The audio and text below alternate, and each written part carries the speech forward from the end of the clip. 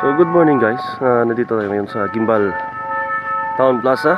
So 5 PM ngayon, 5 AM pala ng umaga. So ito yung kanilang lights. Buti at naabutan ko ngayong umaga na kabukas pa kasi maya maya isisikat na yung araw. So ngayon, ito yung aming plaza dito sa Gimbal, Iloilo. Yan, so maaga pa ako na jogging. Meron kasi itong araw, tapos meron between. Yan.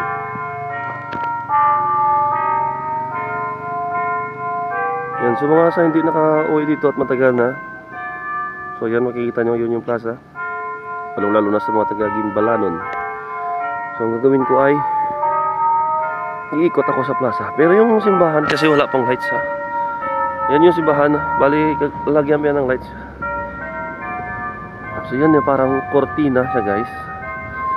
Yan. Ano?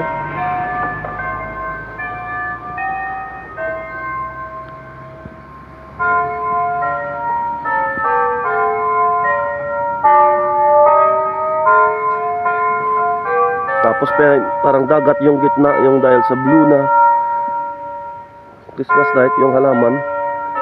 So ngayon sarado. Sarado yan.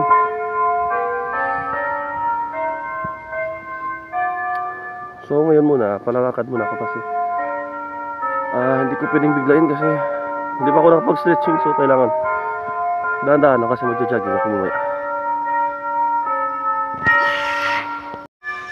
So yan guys, magandang umaga. Nakikita nyo yun yung aming plaza. Yan o, yung kahaba yung kortina ng Christmas lights. So yun yung municipal building. Yan. So yan o.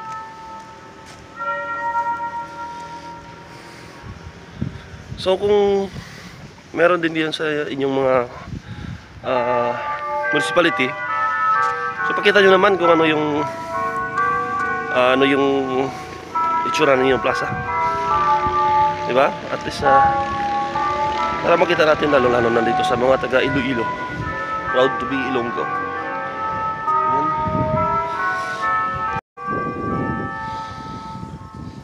So yan guys, nandito ngayon ako sa harap ng municipal building. Dati kung hindi binawal yung basketball ay ganitong umaga marami ng tao dito naglalaro. Yan. So ngayon bawal kasi ngayon may pandemic.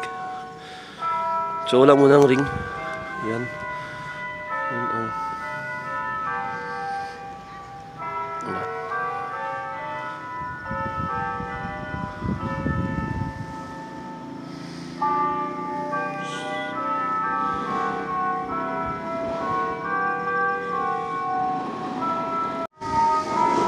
So yan guys yung mga, tapos yung aming local government LGU ay merong mga tanim project. So yan guys, marami silang mga halaman na tinatanim sa island, sa gitna ng mga kalsada o kaya sa gilid.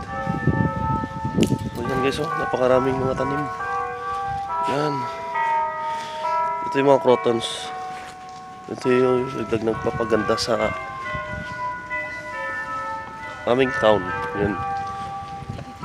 Hanggang dun pa.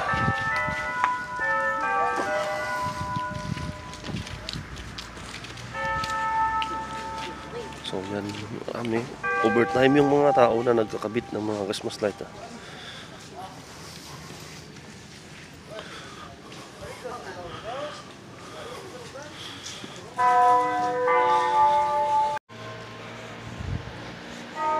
So yun lang muna guys ang konting pasilip dito sa aming town plaza. Kasi hindi pa ito tapos ha, hindi pa ito tapos.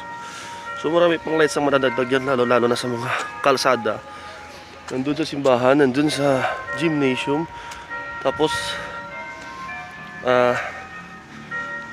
dito sa gitna ng amphitheater. So yun guys, so thank you for watching. Sa lahat ng mga subscriber, 406 subscribers, thank you, maraming salamat sa lahat na nagsuporta. So mabuhay tayong lahat, lalo sa mga Ilonggo. Ingat kayo kahit saan man kayong ngayon naroon. So, thank you guys for watching and goodbye.